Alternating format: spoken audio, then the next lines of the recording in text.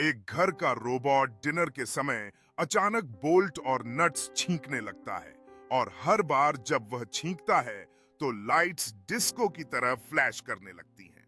बच्ची हंसी में चिल्लाती है जैसे वह गिरते हुए कन्फेटी को पकड़ने की कोशिश कर रही है और रोबोट अपनी अजीब सी हरकतों में लाइट्स के साथ डांस कर रहा है। रोबोट एक बार फिर छींकता है और इस बार वह रंग बिरंगे गुब्बारे छोड़ता है जो छत तक उड़ जाते हैं, कमरे में खुशी फैलाते हैं।